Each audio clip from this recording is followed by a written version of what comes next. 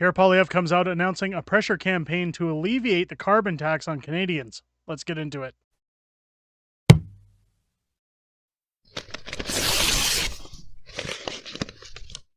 Oh, yeah!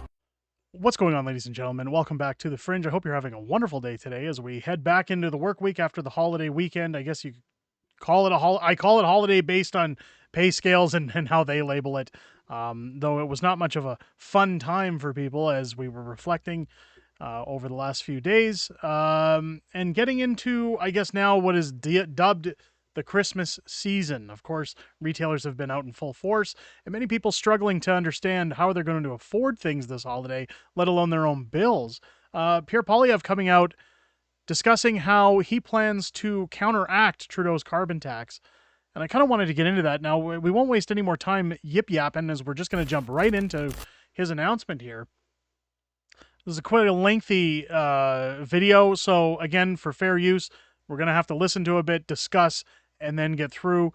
So let's take a look at what Pierre had to say in regards to the Liberal government, as well as others, and what to expect moving forward.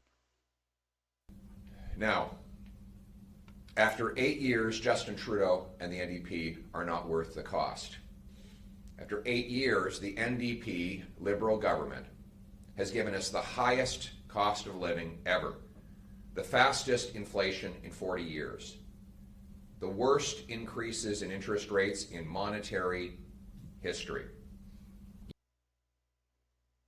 Their rhetoric about social justice, the NDP Liberal government has given us a bigger gap between rich and poor, concentrating more wealth with the billionaires and leaving the working class living in tent cities. After 8 years of Justin Trudeau, 2 million people, a record-smashing 2 million people, go to a food bank in a single month. After 8 years of Trudeau and the NDP, the city of Halifax now has 35 homeless encampments. 35 in one city. So, we do have another video of Justin Trudeau.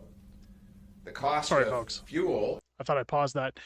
So we do have another video coming discussing tent cities, as well as a little bit of scandalous activity that's going on later today. So I hope you, tomorrow, I should say. So stick around for that video tomorrow morning. Turns out that, there's been a lot of shady things going on in the background with bribery and money being moved about with mayors. And we're going to get into that. But of course, the encampments are on the rise. And again, we've talked about how people, again, are renewing mortgages. Banks are simply telling families, you're not applicable to re-sign your mortgage. And not only that, a lot of people being stretched so thin on their budgets, they can't afford the increase in mortgages based on today's interest rates. So again, tomorrow, we're going to have a video getting into that. Stick around for that, and we'll continue. Is driving up the cost of everything. After 8 years of Justin Trudeau, housing costs have doubled. The rent has doubled, mortgage payments have doubled, and the needed down payment for a home have doubled. Housing costs in Canada are about 50 to 75% higher than in the United States.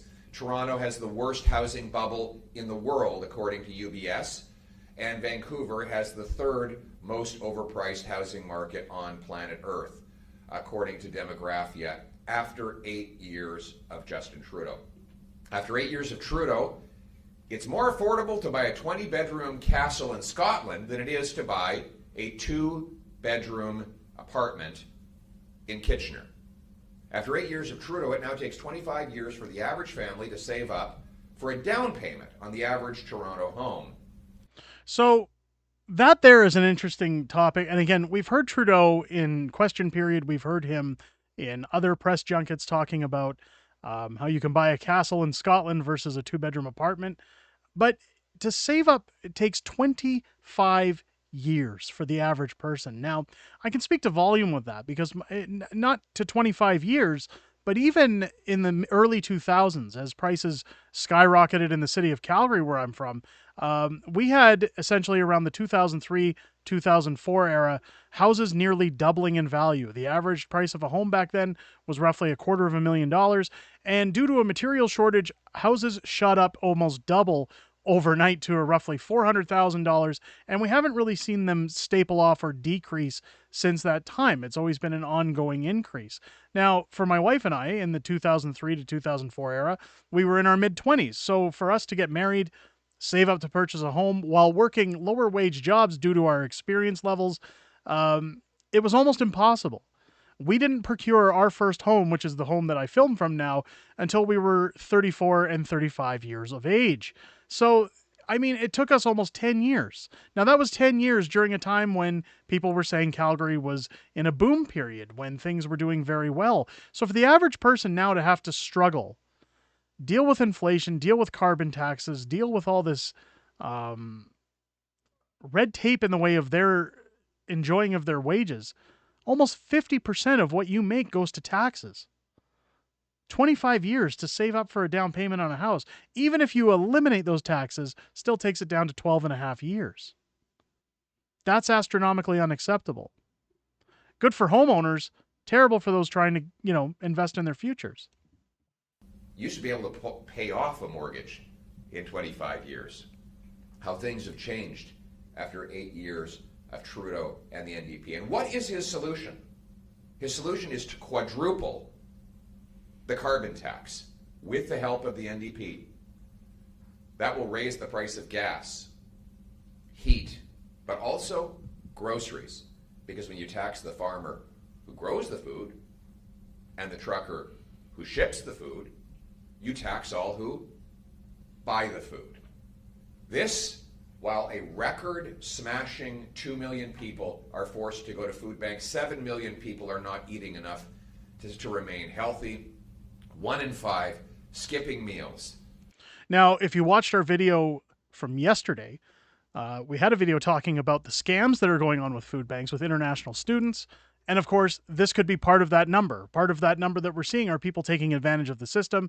When we hear about people skipping meals, those could be people who are out in the cold because of people taking advantage of these systems. Now, a lot of people took into what I was showing on that video saying, hey, what that guy had isn't a week's worth of food. What I was more discussing was based on what that guy got from one food bank and the story saying that these people are hitting up 2 to 3 different free food pantries or fridges for people throughout community fridge, I guess you could call it, throughout the area. You could easily stock up a week's worth of groceries while taking away from those who just need something to get by for a day or two and help feed their families. There's people now skipping meals in order for their kids to eat, which is highly unacceptable in this country. Because they cannot afford the cost of food. That is why common sense conservatives introduced Bill C-234. This is a bill that takes taxes off farmers. Right now, Trudeau's tax applies to heating barns and drying grains. That means that our farmers have to charge more for energy. I have a mushroom farm in my riding that spends tens of thousands of dollars on carbon taxes alone. That has to go in the price of mushrooms that you buy at the grocery store. It forces more of our food production to be outsourced to foreign countries. Trudeau's carbon tax applied on the CO2 that a tomato farm in my riding has to release into its greenhouse, even though that CO2 doesn't even go into the atmosphere, it goes into the plant life, making Mexican tomatoes more affordable in my community than local tomatoes. How does that Imagine make sense to incentivize Canadians to buy tomatoes that have to be trucked and trained burning fossil fuels right across North America rather than buying the more environmentally friendly tomato from their local producer? Common sense conservatives have Bill C-234, which amazingly has passed the House of Commons against Justin Trudeau's opposition. It has now made it to the Senate.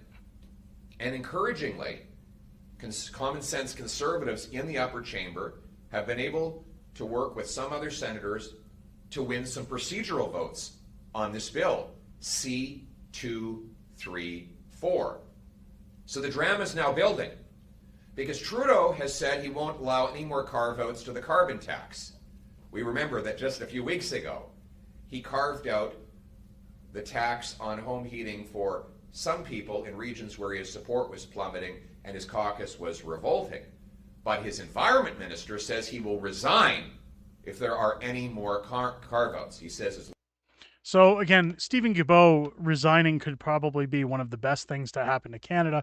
Of course, he's not going to. We've seen the Bloc defeating the motion to give more carve-outs to the rest of the country, where it seems highly unfair that natural gas and other heating methods, whether it's hydroelectric, across the country, are less polluting than those of people using heating oil. And yet they're getting a break. We are not. So, I mean, we're not going to see Stephen Guilbeault step down anytime soon. But he has a valid point when he's talking about the sourcing of food, that you would think that if you're getting things locally, if you're getting things from down the street versus Mexico or across seas, it's going to be cheaper. I know it works that way in terms of mail, that if you're going to send something in the mail, it's a lot cheaper to send something locally than it is to send internationally. And that should be the way it is with food as well. However, the hypocrisy that comes along when Pierre Poilievre talks about this tomato farm being billed for carbon emissions when they need those carbon emissions to grow their crops.